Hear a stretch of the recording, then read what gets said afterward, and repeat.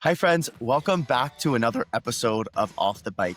Listen, as I do each of these podcast episodes, it's so inspiring to hear about the stories of the people that walk into our studio day after day. Whether you work for us, currently riding, haven't been back for a long time, these are the stories that make Synergy what it is. And that is exactly what Off the Bike is about. I hope you've been enjoying the podcast that we've been releasing. Today's is going to be no different. Today, I'm extremely excited to introduce you to Shannon Baird. Shannon is a writer at our East Liberty studio who has traveled all over the world and has had so many transitions in life. In fact, that's the theme of today's episode, is transitions, how we take them, how we honor them, and how we grow from them. Today, you're going to learn about her time in Dublin, moving back to Pittsburgh, moving back to Dublin, where she grew up, how she faced these transitions in life, what she learned from each, and how she has found herself today. This podcast is truly transformative, and I enjoyed every second of recording with Shannon. So it's time to turn up the volume. Welcome to a whole new podcast episode of Off the Bike.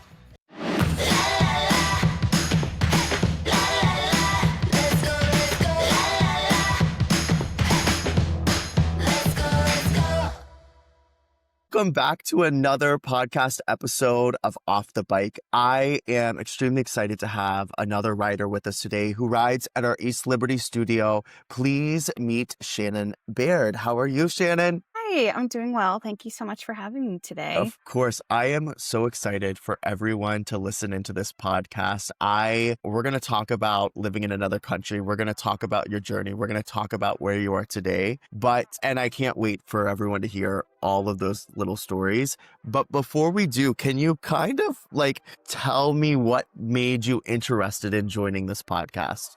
So I feel like so many people in our generation, more so now than ever, experience times of transition, whether it's a transition in lifestyle or a big move, whether they're going to college, graduate school, or they're moving for a job or to build a family. And I think it can be really impactful to find other people who are going through similar changes or having to reestablish themselves or establish themselves for the first time and build a community, especially if you're, from a more rural area like I was. So I wanted to be able to offer a testimony for people and offer one path, one of many paths to finding community in the season of transition. Transitions are they're so tough, especially if you don't find community or don't find your people. So based on our conversations, I'm excited for everyone to hear how you found that and where life has kind of taken you. But before we get into the start of your transitions, which we're going to talk about Dublin, and yes, I said that right for the people listening. We're talking about Dublin, Ireland. Before we get there, why don't you take us back a little bit? What were your early years? Where did you grow up? Give me some history. You talked about a small town just now, right? Yeah. So I grew up in a small town called Matamoros. It's where New York, New Jersey, and Pennsylvania all meet.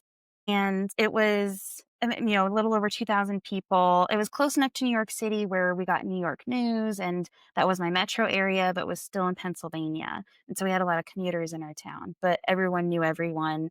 And there were some very rural communities up in the mountains. So I was there from K through 12 and then moved to Grove City, Pennsylvania. So that's about 5 hours west for college. And then I moved down to Pittsburgh for graduate school. So that's that. I went to Duquesne University and I got my master's degree. And those were sort of the major geographic moves that I made early on. So, okay, the small town, how small are we talking? You don't have to give me an exact number, but paint a little picture for me, how small? Sure. Well, okay. So my district stretched over, it was really quite a distance over the hill, in the mountains and in the valley. So I had graduated with a class of 472, I think. But our town was just over 2,000. It was all on a grid. I could walk everywhere. And it was I would walk across a bridge into New York to go get my hair done or to go grocery shopping. And I would get my gas in New Jersey because it was cheaper.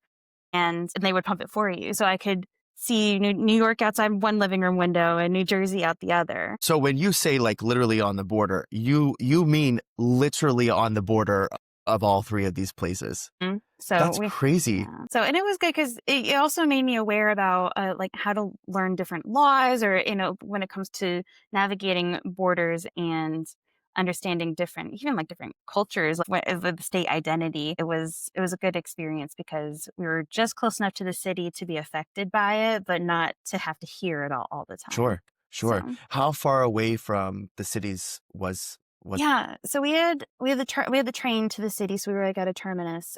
It depends on who's driving. Yeah. Yeah. Generally, anywhere from an hour and a half to 2.5 hours. Okay. But it was, yeah, like all the like you could take buses in, or trains in as well. How cool. I mean, that is like, I mean, I grew up in a small town, but Hmm. I don't think it was that small. It definitely was not that small. I know that Charleston is Oh, small, but not that small. Okay, so you're at Duquesne, and I want to like kind of jump around in conversation about how Dublin came apart, because that seems to be a big like transitionary period. And how, like, talk to me about school at Duquesne. Talk to me about, maybe if you want to talk a little bit about residence life. Give me a little like intro to all of that. sure. So I was an RA in college for about 3 years, and I really found a lot of joy in planning programs and events, especially those more educational events, and mentoring students both in one-on-one settings and in small groups. Getting to know my peers in that way, but then also serving younger students because I worked with freshmen for most of my time there. Then going to grad school, I was looking for a grad assistantship in order to afford graduate school, and Duquesne was perfect because it was in Pennsylvania where I wanted to stay. It had some sort of a religious affiliation that I was looking for, and I had just gone back to the Catholic Church my junior year. And then I was also looking for my program, a master's in public history, working with museums, educational programming, and one with a grad assistantship that would help me afford it. They had all of that in grad assistantship working with the Honors College and the Office of Residence Life. So I was able to continue to serve with those skills I had acquired in undergrad, both inside and outside the classroom. And then at Duquesne, I was able to meet so many different people from different offices and departments, including the Center for Global Engagement. That's where I learned that Duquesne had a campus out in Dublin at the time. So they had a satellite campus for our students. Teaching students the importance of intercultural communication, learning how to travel safely is important, but keeping them out of jail is also important, and keeping Yes. them safe. And so knowing that there had to be some sort of residence life support out there too, it was a sort of a position that I had aspired to obtain. At some point in Duquesne, it would have been nice. Every time I would try to plan something, though, the plans would just go horribly awry. So I didn't put too much stock in it. My grandmother had immigrated to the US 59 and to Okay. New York. And so all of my dad's family is still in the Hudson Valley. And so that's who I spend a lot of my time with out there. But I was able to apply for my dual citizenship through her, through her documents and through that process, and obtain my dual citizenship in 2018. It's amazing. Yeah. And she's from Dublin, right? Well, she's from an even smaller town in the Okay. countryside in Ireland. So she's Okay. in a place called Roscommon. Okay.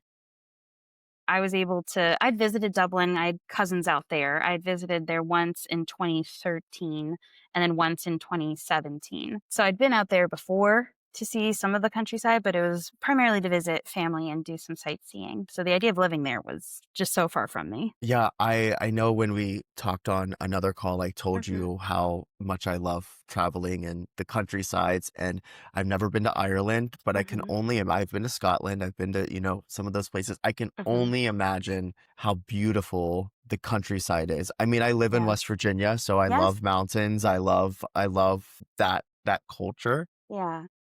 I want to unpack some of the things you said. You were talking about Duquesne and kind of like really working to build these students' culture of traveling, and it almost sounds to me like, I guess I never really I always knew what an RA did. I always Mm-hmm. knew like the base level, but I didn't know how much until you just started saying it, Hmm. how much they actually have in cultivating a student's life and like the future Hmm. of where they're headed. What was your favorite part of that? Hmm. Tough I question on the spot. I know. Yeah, I mean, I always loved when things went well. Like I know it's easy to say, but if got, a call in the middle of the night for a student in crisis, being able to take a moment and say, may I have the words that they need and the ears that they need and the wisdom to know which to use. Like I and then to be able to help them get to the morning. That sometimes all it took is just getting them to the next morning it was such a rich experience for me. And to then to be able to see them succeed and grow beyond what they could have imagined for themselves was really powerful. Just to know that I could be a part of that experience. I try to envision working in education, and I guess in all my relationships, that we're like building cathedrals with each other. When people were building these giant Gothic cathedrals, they knew they would never see the finished product. The architects knew it would take hundreds of years, but they still offered the highest quality stone and they offered the best of their work to build it because they had a vision and knew what was to come. And so, even though I might not see my students after they graduate or they might forget me and I might forget them, I know that I can still offer the highest quality stone and the highest quality architecture and like do my best to help them with their plans. That is the most, like, my mind is spinning in the best way possible of you just saying that. I mean, that's something to like really think about. Mhm. And funny you say that, kind of off topic, but I was in Barcelona this summer and there's a Mhm. beautiful cathedral. What is it called? Sagrada Familia. Yes. Yes, thank you. And they've been Stunning. building it for what, like 1,000? I mean, it's been a Yeah. long time. Yes. And it's just now finishing, finally. I Mhm. think it's done like now, actually, or soon. And I remember being there thinking, my goodness, the amount of people that have worked on building this that I know this is such off topic, but it No, kind of it's goes with what you were just real. saying. And now I'm thinking about it in a whole new way of like you helping build somebody up. Even when I'm teaching, I'm thinking like, I don't know what the rest of their journey looks like, Mhm. but having a small part in that, I know I did something hopefully beneficial at the end of the Yes. day. Absolutely. Wow, that's powerful. Right? And That's having so that, powerful. perspective in your friendships and in your families too, I think is something that I try to make a practice of mine and a habit of mine. How can I make this interaction, how can I offer the highest quality experience? Not in like a customer service Yeah, of course. perspective, Yeah, but yeah, yeah. how can I build my friends and family Relationship. up today? Relationship. I love that. Okay, I'll get off my cathedral, the Sagrada now, but I want to, you know, you talked about the dual citizenship. We talked a little bit about Ireland. So what ultimately got you over to Ireland? And I guess, did you get the dual citizenship? Yes. I did. Yeah, I got it in 2018 and a lot of it is just meeting the right people at the right time and then continuing to offer my best self to my students and being a good example for them and for my colleagues and doing my best work because then you become a trusted individual on campus. People think of you when they have an idea or I had experience with leading trips in the past because I'd been hired to lead, I think it was a 6-week trip to Trinidad and Tobago. And then I was asked to help lead a group around Italy in that summer 2019. So I already had my citizenship at that point. And then while I was over in Rome, they the staff there informed me that there was an opening at the Dublin campus, and they asked if I would interview while I was over there. I was a little shocked because I didn't have any of my interview clothes. I was Yeah. just I Yeah. was working with them. The timing was incredible, and I was able to interview and was offered the position while working a trip over there. So then I only had, I think, gosh, was it a month? I think I had 3.5 weeks to come back from that trip, pack up my apartment, say goodbye to my family, and then move back and then move to Ireland for August 1st and This was 19. 2019. Yeah. So, And so you get over there. mhm. What would you say was the hardest part about that job or most challenging part about that Mm, job that maybe people wouldn't realize? And it maybe not even about the job, maybe just the transition too. Like sure. what would you say? Well, because I'd gone to college pretty far away from my family, it was only a 5-hour drive, but then now we were 5 time zones away. I was already familiar with that feeling of some homesickness now and then. I didn't really thrive very, very much in my hometown, but I I think missing milestones within my own family was challenging at times. Like I had already missed a lot of birthday parties, sure, but my grandfather, who I love very dearly, passed away like within I think it was a week or two after moving, and I couldn't go back. And so had to sort of mourn alone in that. And, or, missing a lot of friends' weddings, things like that. Like those are things that you give up when you move. And you find other ways to pour into those relationships, but you kind of have to overcome the guilt and the frustration you wrestle with when you're like, why is the world so big yet so small? And, or why can't I have more resources and more time to spend with people? I think, Yeah, I guess you really yeah, don't realize. I mean, yes, you're a flight away, but it's not like you can just hop on tomorrow and go back home. Those little moments of life, they pass by and you don't really like you may be enjoying it, but it's just completely different. It's not like you just pop in the car when you're over there. right. And I think too, some of it was getting used to being able to serve a different population of students. These were older students I was working with, and oftentimes their challenges were while they were traveling in other countries. So, in getting a midnight call while they're stuck in Switzerland, or and trying to talk them down from the panic they're experiencing, and then talk them through their next steps while not necessarily holding their hand, but walking beside them in that and talking through what works for them and helping them resolve those challenges. Which is kind of, sorry to interrupt, but I was Yeah. gonna say it's kind of the way I think about it is like you're transitioning in life, but so are they. So Mhm. you're kind of not kind of, I mean, you are transitioning together, right? And I had been there before, which was somewhat helpful. I knew some of the basic differences and challenges with that, but being able to experience some of the big culture shock together it was a nice bonding experience for that Yeah. first class that we had. Yeah. So you're in Ireland Mhm. in Dublin in 2019 for the school Mhm. year. Are you there for the whole school year? Yes, yeah, so I'm there. It was my first Thanksgiving that I missed. It was away from family, and Because yeah, I so it know was, what happened in 2020. So yeah. Mhm. I wish I didn't know what happened in 2020, but talk to me about that Yeah. because what So an interesting time. it was. I remember coming back in January 2020, after a first successful semester and going home for Christmas break and coming back. And then I was in Paris for a few days and I was like, wow, this is a great start. This year is going to be great. And then March had a very different story. So my birthday is March 14th, which was right when everything kind That of, was the day I shut down the company. yeah. I know what day that Oh is.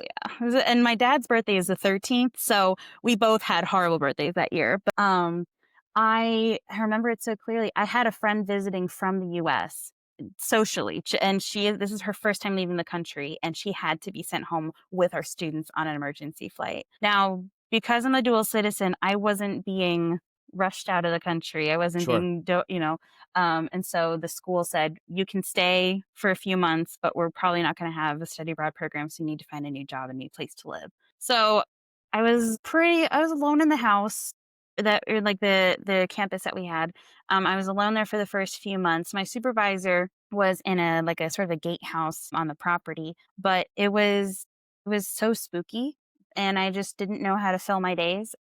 I would try to thankfully, I could go for walks within a 5 kilometer or 2 kilometer radius. So, because they were very strict about that out there. But the pandemic culture out in Ireland and in Europe as a whole was so much stricter and more severe. Tell me about that. Yeah. So they would actually they focused more on reduced numbers instead of spacing necessarily. Like they had space, and making sure like the 6 foot or 2 meters, but they're more about like reducing the numbers like in a space. So, but they had, police would check your licenses and make sure like, are you from the area? Why are you traveling? Why are you driving around? They would go and check on your like holiday homes or like your vacation homes and say, you need to go back to your home county. So the strictest we had in like a 2 kilometer radius, which that's definitely not that it wasn't as much as I thought it was. But thankfully we were close enough to the sea that I could go for walks along the ocean, like on the ocean side, and could go to the grocery store, but no public transport. And I think I hung out with my supervisor and my coworker once a week. So, yeah, while I was trying to apply for jobs remotely, which Yeah. it was even the playing ground of it because everyone is going to be applying remotely at that point. So I Yeah. thought it was going to be a disadvantage, but it ended up working out okay. So, That is, I mean, I hate hearing people's pandemic stories, but I Hmm. love hearing people's pandemic stories. Well, moving back was like coming back on the flight, there were 20 of us on a plane for, I think it was like 450, like 450 people. And there were 20 of us Americans spread out on this plane. And the flight attendants were so nice. It was weirdly one of my favorite flights because we had such a comparatively good time. Yeah. But, oh my gosh, meeting So with the tell me about CDC. that. Yeah. When did you come Yeah. back and why did you come back? Right. Well, I thought it was overall a better idea to come back to the States because I didn't know how my family was being affected by the pandemic. If something had happened to an even closer family member, I couldn't imagine not being able to come back at all. And while the school was offering to pay for the flight back, I was like, I'll take it. Like, Yeah. because I wouldn't have been able to find a place to live and a new job in That's Dublin so great that they did necessarily. that. That's Yes. so amazing. So, and then I came back. It was Memorial Day weekend. I remember because I flew into Chicago for my layover to meet with the CDC, and there were so many American flags. And I was like, were we always this patriotic? It was just so funny because I forgot it was Memorial Day Yeah. weekend, and it was also so many people because so many people had booked their holiday flights and we're still going to the airport. So Dublin airport was so quiet. Everything was closed. You couldn't really use the bathrooms. Everything was closed down. No music. There were, I think, maybe 12 flights a day. And then I go to Chicago and it's as if nothing had happened. And Wow. it was very, Memorial Day, so this is May, this is May 2020. not that far long after March. Yeah. So and it was really sad because I didn't get to say goodbye to, like, I had cousins in Dublin who I didn't really get to see and say goodbye to, and I didn't know when I'd be back in Ireland at all. And so I thought I was back to the States for good. And I was able to get a job in Ohio for a year at another school where I managed a residence hall. And like I supervised RAs, I took care of the building. And then my job opened back up in Dublin. And I reached out and said, hey, can I reapply? And they said, well, it's yours if you want it. So then I moved right back the next Oh summer, my, summer you at 21. this point you just needed a plane to get back and forth and Yes. back and forth. So you're here for a year. Hmm. You're in Ohio, Hmm. and then the job reopens in Dublin. You go back to Dublin in 2021. What was it like going back? It was great. I'd gone with a different resolve for myself, or more resolve for myself, because my first year I felt very restricted in what I could do outside of my job because I lived where I worked and was on call for a lot of it and had to be available. So I wasn't really able to find any side jobs that worked. I wasn't able to make enough money necessarily to go to like fitness classes or anything regularly. And I just kind of struggled settling into Irish society that first year and didn't think the job was for me. But then coming back after that year away, it was almost like a refining fire. I'm like, oh man, no. I'm drawing boundaries. I'm getting a second job in Irish society. I'm getting like an Irish bank account set up. We're doing this and I'm doing this right. I'm doing this much better for the second time around. And I did. And I knew the job much better. I knew when to push back on things and when to, how to better support my students while also supporting myself in that way. And so you're over there for how long are you over there for the second time? 2 years. 2 years. Yes. And what ultimately, and then you came back to Pittsburgh after that again. So Yeah. what brought you back to Pittsburgh another time? So the school decided to change the model of the program in Dublin. And so instead of our students living in a large house together and then studying at University College Dublin, they decided to have all the students live at University College Dublin where they were studying. And so then they didn't need the house anymore. So that meant that they didn't need the staff either. Then they said, we need to find a new job, a new place to live. So I'm like, okay. So I've done this before. yes, we've done this before. I so I had applied for jobs both in the EU and in the US because when you're an EU citizen, you can live, work, study anywhere in the EU without a visa. I had a job offer in Luxembourg and I had a couple job offers in Dublin as well. But Dublin was having a housing crisis at the time and finding a place to live as a single tenant was near impossible. And I didn't really know anyone well enough to have a roommate. And so I couldn't find a position that would have given me enough to sustain Say, a place to live. So, and then the position in Luxembourg didn't have the flexibility that I was looking for because my sister was getting married in a few months and I needed to be able to come back for that.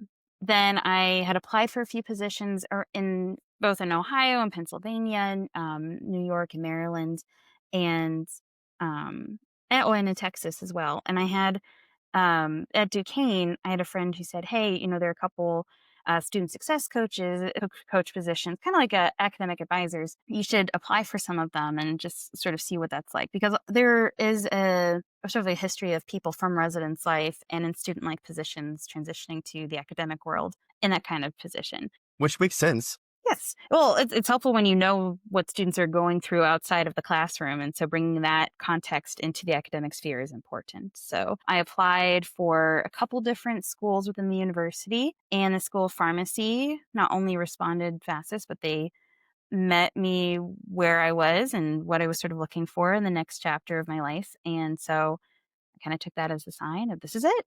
Picked up, moved, and packed everything up. And my old college roommate actually was trying to move out of her place. And so she was trying to find a roommate. So Look we at that decided to timing. room together again. That is Yeah. crazy. I mean, obviously, at this point in your life, when all this was happening, you had already gone through so many transitions, and so you weren't like you were used to transitions at this point. Hmm. But what made coming back to Pittsburgh this time, when you came back the second time, what made it different? What made it feel different? Mm, What was it like now that you were leaving again and coming back yeah. a new role as well? Right. So there was a lot of freedom I didn't know that I was missing, because I had been 10 years now that I'd been working in residence life at some form or another and living where I worked and being on call, 10 years of being in on-call positions. And turning my phone off for the first time when I went to bed was a very unsettling experience, because I would still wake up sometimes with phantom phone calls. I would think I'd hear my phone calling, and this is even in my first year back. And being able to schedule something for myself outside of work hours, or to not check my email outside of work hours, was very liberating. I had learned about the importance of it from my time over in Ireland and spending time with people from other countries who had a stronger boundaries and a better work-life balance built into their culture. But in the US, there already isn't as much of a work-life balance, but then to also have that in a position where you live where you work, there's just no escaping that. So it was weird, because now I had all of this sort of like this time, I guess, this energy, this emotional energy that I could pour into my relationships outside of my students in my work, because I wasn't up with them at all hours of the night or going to late night events. So then I could find myself pouring energy back into the relationships outside of the workplace. Yeah. So it sounds like, you were still very much in service of others, but Mm-hmm. in a different role, you were now able to be in service to yourself even Yes. more so. Hmm. Is that fair to say? Yes, and there was a lot of guilt with that too, Yeah. because I was like, should I be doing more? Should I be going to more events like after work or, on campus? Should I be, you know, doing more for my coworkers and for the school as a whole, and volunteering for events on the weekends? And I realized too that if I set that expectation for my students, then they start to expect that from other people around me, and Yep. that's not fair to them either. Yep. So I was able to temper that with some practice and through some, conversations with friends and family and my coworkers, and being honest with my supervisor about that from the beginning and explaining to her what kind of work culture I was coming from. And she's been such a light and such a grace in that as I'm And are you adapting. still there today? I am, Yeah. yes. Yeah, Amazing. so we're on our 3rd year. I also haven't, because of going from college to grad school to Dublin, I haven't been in a position at one time longer than 2 years. So we're in uncharted territory. This is my 3rd This is year in the amazing. same job. So I love this. I mean, listen, even though you had been in Pittsburgh, you went to Duquesne, when you came back, I'm sure it was much different than what it was before. So, like, how did you reconnect with society. I mean, that's a very like large term, but like, one of the things that we were talking about on another call was like the fitness side of things and Yeah. like how it just felt very intimidating in a lot of aspects. So Yeah. like, can you talk to me a little bit about that? Because I know you were active in Ireland a bit. We talked about that, but like Yeah. what Pittsburgh? Tell me like how all that came to be. Sure. So I did still have a lot of social connections on campus from coworkers that I would spend time with when I was in residence life, but I didn't really spend time with them outside of the workplace. And so then I would try to reach out to my college friends who I would spend time with. And I realized that, I mean, a lot of them have been married and now have kids and have a lot more going on in their lives too. And I just kind of felt, I don't know, like a bit of a distance or kind of a disconnect because while I had been building such a very different part of my life, everyone else has been building families and building other types of lifestyles too. And so I think the first few times where people had to either cancel or just not be as engaged with me and as a friend, that it was hurtful, but it also kind of showed me where I was and where I stood with people and what I needed to do for myself. And because I'd spent a lot of time by myself in my travels and while out in Dublin, I had like friends at my second jobs and things like that. I was a Christmas elf at a mall in Dublin and I worked at a cathedral. And so I had friends in these positions I could spend Pockets. time with. Yeah. And like I would go to yoga once a week down the road, but it was not like a consistent sense of community that I had in college and that I love to build and live with. So coming back, it was challenging because then I felt like I was the one always initiating with people. And some of my friends love it. Some of them are like, yes, I love that you initiate. I love that you do this because my life is just so crazy and hectic.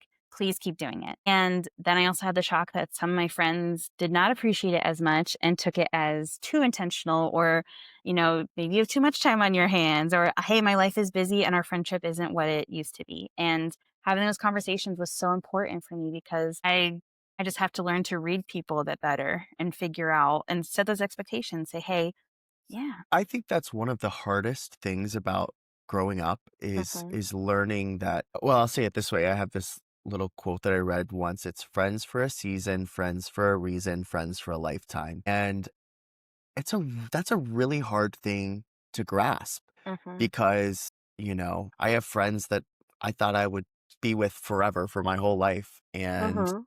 I'm sure if I picked up the phone and called them, they would answer and be there. But Yeah. life changes. Life Yes. evolves. People have kids, like you said. People get married. People move. Mhm. Different hobbies, different jobs, Yes. different. I mean, so it's a lot to process. Yeah. It's a lot to process. Well, what I love is what brought us together is Synergy, and so I want to talk about you and the first weekend or the first time Mhm. when you kind of got into cycling, what Yeah. worked, what didn't work, where was your mind at? Like, give me a little, I love to say paint the picture for me. Yeah.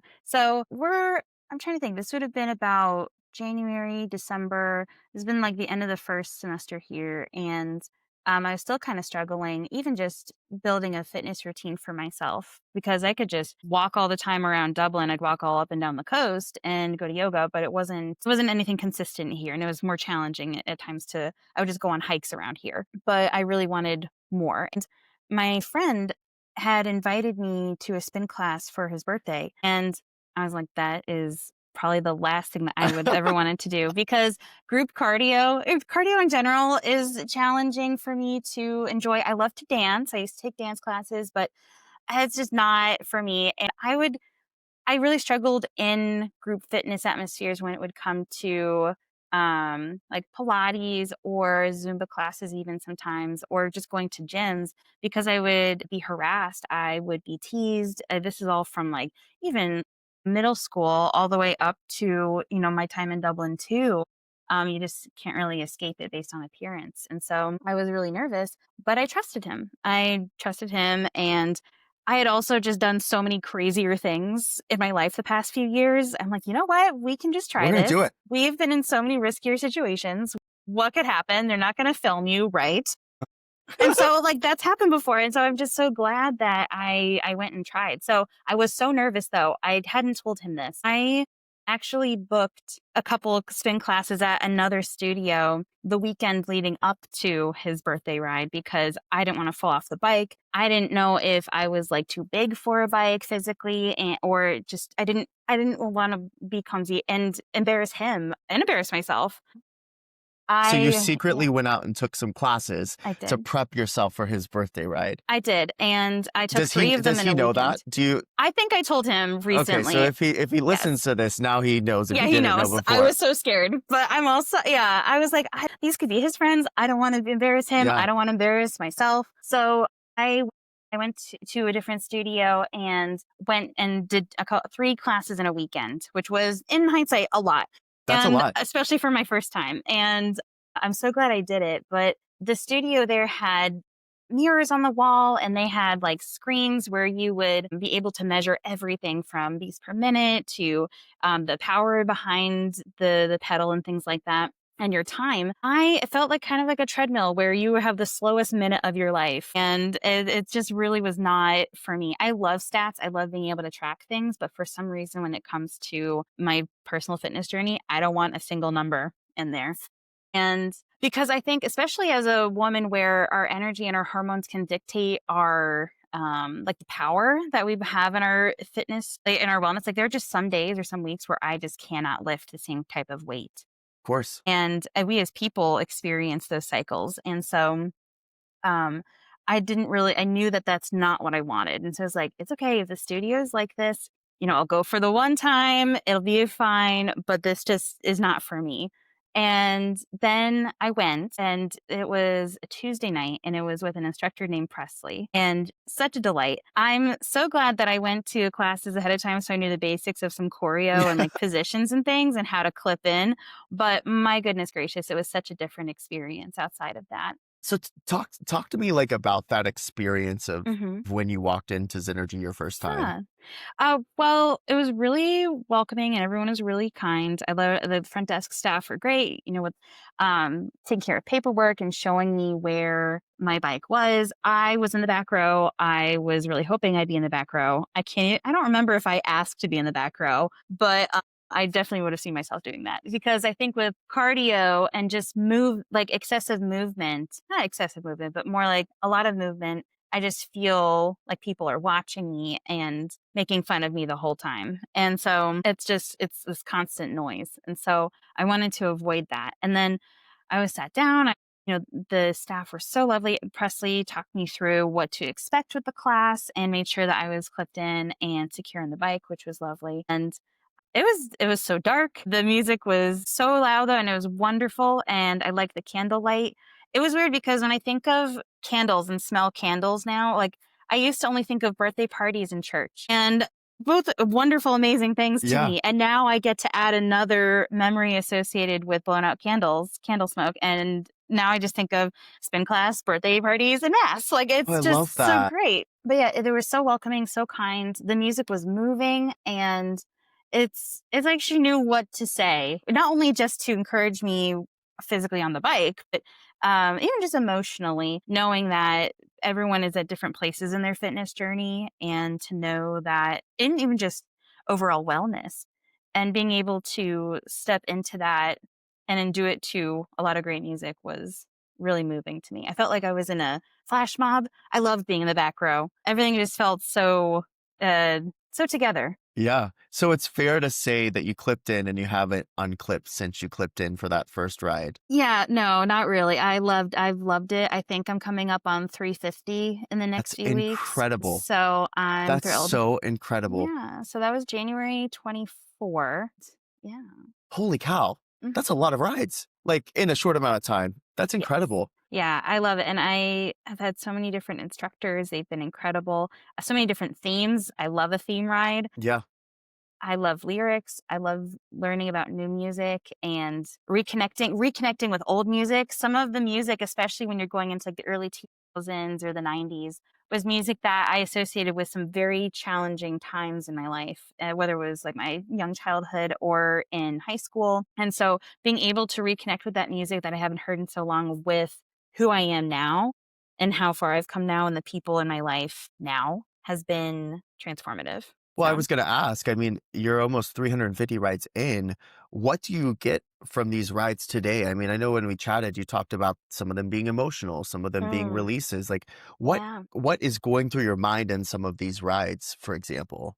Well, I think I'm pretty sure I cried in like at least the first 3 or 4, at least once, because I think I was just trying to overcome the guilt or the shame of not taking good care. Not that I was taking horrible care of myself. I was focusing more on my mental health while I was away and like staying in touch with yoga and that sort of flexibility part. But taking care of my heart and both emotionally and physically was not a top priority for me. And I made it one. And being able to shed a lot of the grief that I was feeling, because I do still miss my life in Ireland and I miss being able to travel so much. Being able to shed that and shed the frustrations I still had with, people from where I grew up and the circumstances that were out of my control. It was very liberating to experience that in the first few months. And so now I get to focus more on form and I focus on the relationships I've built there and the studio and learn about new music and new artists and also get to see change in me both physically and emotionally. It's like Synergy in a nutshell. Like you're like and the perfect image of Synergy and life and how it kind of like all cohesively goes together.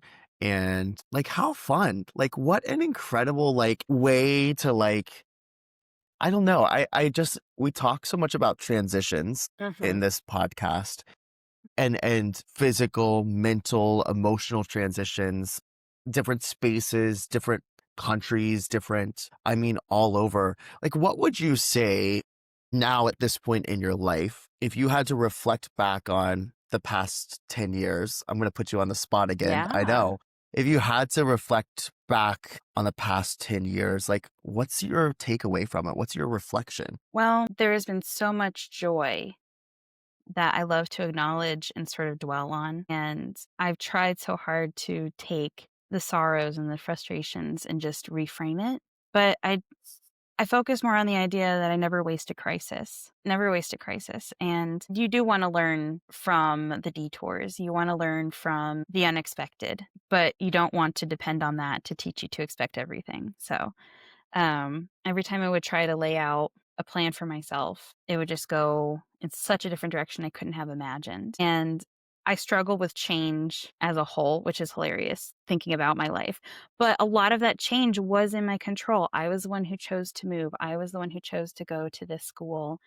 And I was in such a desperate reach. I was trying to reach for change that I could make, that I was just afraid of changes that were going on around me. But now I know to observe it, to learn from it, to expect the unexpected in a way and to embrace it and to give myself some grace when it comes to relearning social connection in such close proximity because for those 3 years I was building social connections over FaceTime and Instagram messages and story likes. So coming back here and seeing how I've changed, knowing that the people in my life have changed around me and being able to support them in that, it looks different from person to person now. So I can't just be a realistic cheerleader for everyone and be that friend down the hall in college. Like while I might not be, like a professional babysitter or something, I can, I can remind my friends that they have lives outside of parenthood. I can,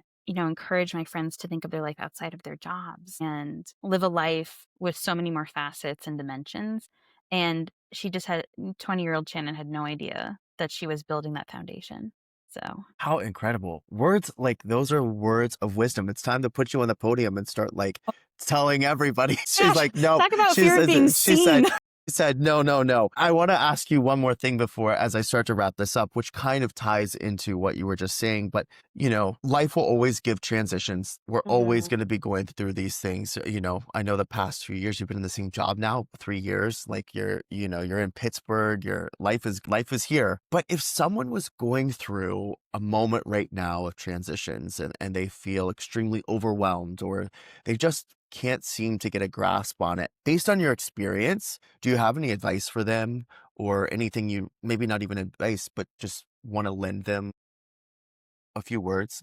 It's a great question. I think when it comes to facing major life transitions, we think so far ahead of us and we think of the unknown and we try to imagine what could go wrong and what could go right. But as someone who loves to study history and to learn from it too, I'd like to remind you too of where you came from and think of your past successes and your past detours, perhaps, and adjustments you've had to make. And remember that things have worked out in the past, even if it's not how you envisioned. And it's important to learn that you can learn just as much from what did work or didn't work as you wanted to learn from what did work. You can look at what's worked before and learn it, or use it, apply it, but it's not necessarily going to work every time, and that's okay. Yeah. Yeah. That's I think about that so often because it's so easy for your mind to just spin, and it's, so crazy. All right. My final thing I'm going to ask you, I keep putting you on the spot. Yeah. My final thing, because it is what brought us together, and that is Zynergy. If you could sum up what Zynergy has given you, what would that be? It's really given me when you're on a marathon or a race, I've not done either of those, but on a marathon, so I hear that there are first aid stations, and I hear that there are water stations. Yep. And I feel like Zynergy has offered me an emotional first aid station in a way or a water station, whereas if I need a moment in the race of life just to check in with myself and not be near my phone, have some space to myself, listen to good music, be with people who are also facing life and running their own race, I can go in and check in and have that time to myself. And so it's offered me a great emotional and physical, in a way, I guess, first aid station. Yeah. My friend, you are such an incredible person, and I loved hearing your story before this call, and I cannot wait for everyone to hear this podcast. If you're listening now, if you're listening now and you ride to East Liberty, I hope you go up and say hi to Shannon. I know the team adores you, and people like you are what makes Zynergy what it is today. So for that, and for your time, and for your willingness to share your story, and your willingness to trust yourself and grow, I thank you endlessly for that. Thank you so much for having me and giving me the chance to talk about it. I wish I had someone like me to talk to when I first moved back. So I hope this can offer some support for people who are facing change. Yeah. So incredible. Well, friends, listen, I appreciate you listening along. Check out the next episode, and we'll see you next time. Bye, everybody. See ya. Bye.